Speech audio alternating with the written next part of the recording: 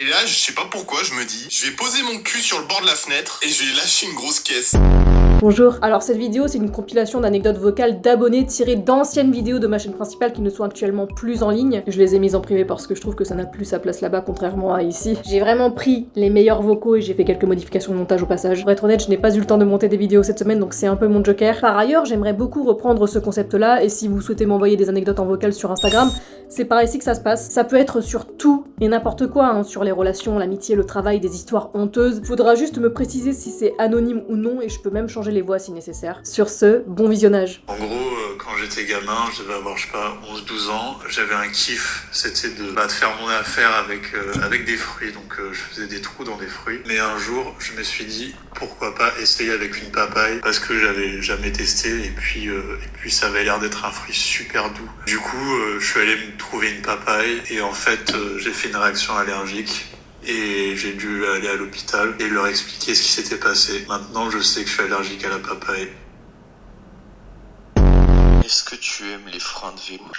Sinon, j'espère que tu vas bien, mais si tu manges pas de freins de vélo, c'est pas grave. Bah, je préfère les guidons. Il y a que moi que ça fait rire le mot guidon. C'est vrai que tu pouvais avoir un orgasme avec une selle de vélo. J'ai connu des meufs qui ont eu un orgasme en faisant du cheval ou en se frottant contre un poteau. Après, moi, ça m'est jamais arrivé. C'est pas que je suis jalouse, mais bon. Putain, non, mais les selles de vélo qui n'arrivent même pas à trouver le clitoris. Non, mais on est où là?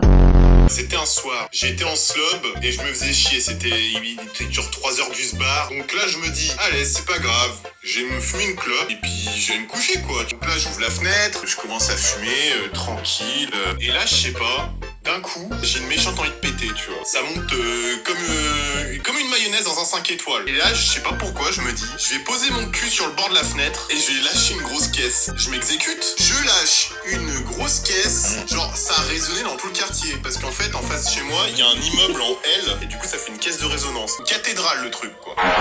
Mais ce que j'avais pas vu, il y avait un gadjo dans la rue. À mon avis, il a dû rien comprendre. Quand j'ai pété, en fait, il s'est mis à tourner la tête dans tous les sens. C'était l'anecdote la plus décousue que j'ai racontée, je crois, de ma vie. J'en ai marre de rigoler au P à mon âge, c'est pas possible. Jamais je n'arrêterai de rire au prout, même à 80 piges. Enfin bref. Mon ancien appartement était vraiment très très mal isolé, à tel point que j'entendais mes voisins péter. J'entendais tout, hein, j'entendais péter. Je l'entendais se faire démonter le buffet. Une fois j'ai roté et on m'a répondu. Sinon j'ai eu le droit à de la poésie. Est-ce que tu vas mourir? Moi j'ai une histoire de punaise de lit à l'époque où c'était pas encore à la mode, c'était en 2016, j'étais étudiant dans une sorte de résidence étudiante et il y avait une machine à laver commune et donc je pense que c'est à cause de ça qu'il y a eu une sorte d'épidémie de punaise de lit dans l'immeuble. J'en ai notamment eu dans mon petit appartement de 18 mètres carrés, il y avait de la moquette, il y avait mes habits etc.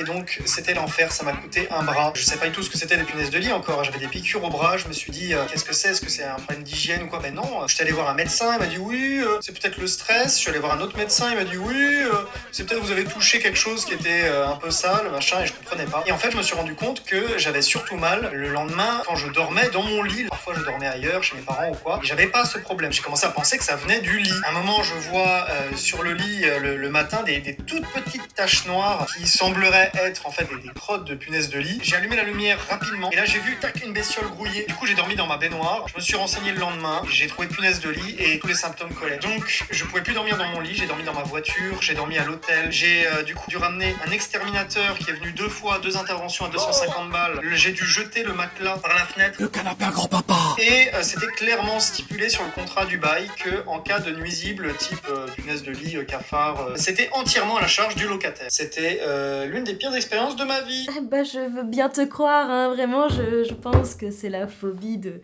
nous tous, hein. Mais est-ce que tu savais qu'il existe aussi les puces de parquet? Force à tous ceux qui vivent ça parce que c'est vraiment pas marrant.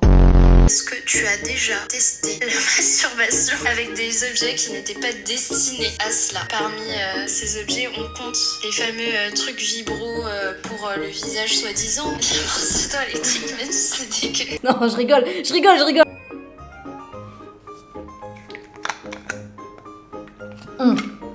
J'avais juste soif.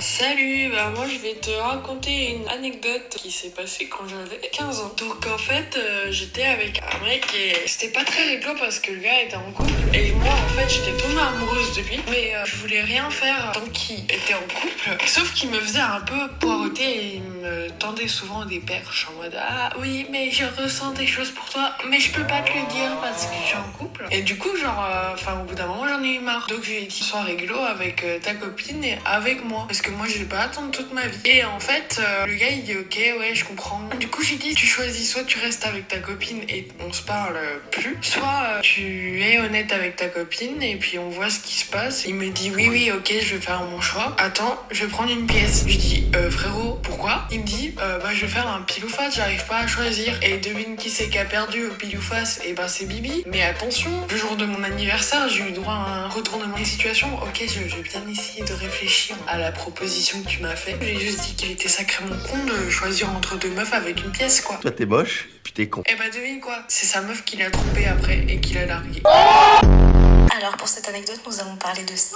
Et pour le pseudo, tu peux utiliser Madeleine. On va remonter une dizaine d'années en arrière. J'étais avec mon ex et ça faisait pas très longtemps qu'on était ensemble. Il y a 10 ans, j'étais encore très maniérée, très princesse, surtout au début d'une relation. En mode, je ne pète pas à côté de mon amoureux, je ne rote pas. Et du coup, je pouvais littéralement des fois me retenir pendant des heures juste pour ne pas laisser s'échapper le dip. Sauf qu'il y a un jour où je me suis retenue.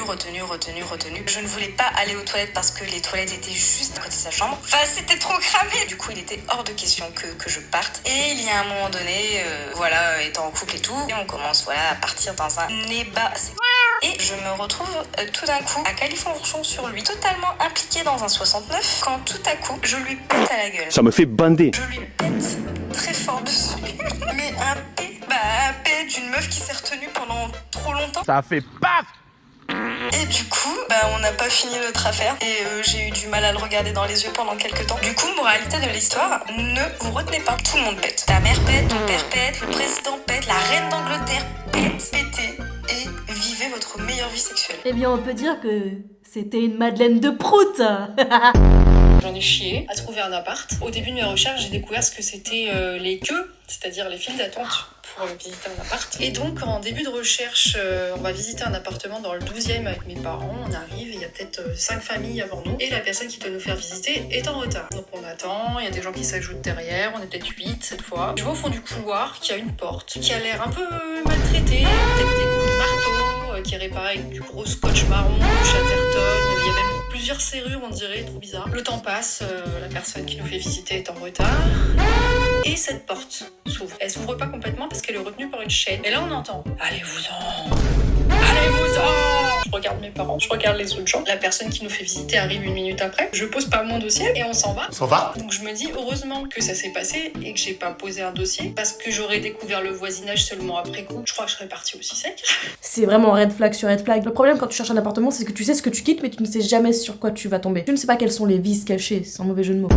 J'avais 18 ans à l'époque et on sortait ensemble depuis un peu moins d'1 an. Il faut savoir que le jour où on devait se voir, je reçois un message qui me dit « Je t'envoie un truc, faut absolument que tu regardes, ouvre-le ». Donc moi je pensais que c'était une image drôle, un mème ou j'en sais rien, comme on avait l'habitude de s'en envoyer finalement. Et en fait c'est un fichier qui s'appelle lavérité.pdf. Et en ouvrant le fichier, je tombe sur une mise en page absolument incroyable où en fait le mec m'explique qu'il m'a trompé avec une meuf qui me ressemble en tout point, qu'il m'explique en gros pourquoi est-ce qu'il l'a fait, parce que la meuf est tout simplement exceptionnelle. On me ressemble énormément, on a les mêmes points communs, on aime les mêmes choses, enfin bref, voilà. Donc je me suis fait quitter par PDF. Le pire c'est que j'ai pas pu rompre le contact immédiatement parce qu'il me devait de l'argent. Donc j'ai dû attendre au moins 1 an avant d'être remboursée. C'était l'équivalent de billets d'avion quoi. Mais quel gros fils de... Alors dis pas spécialement qui je suis, mais si les gens trouvent, c'est rigolo. Alors moi, en fait, une fois, on m'a vomi sur la bite en me faisant une gorge profonde. Voilà.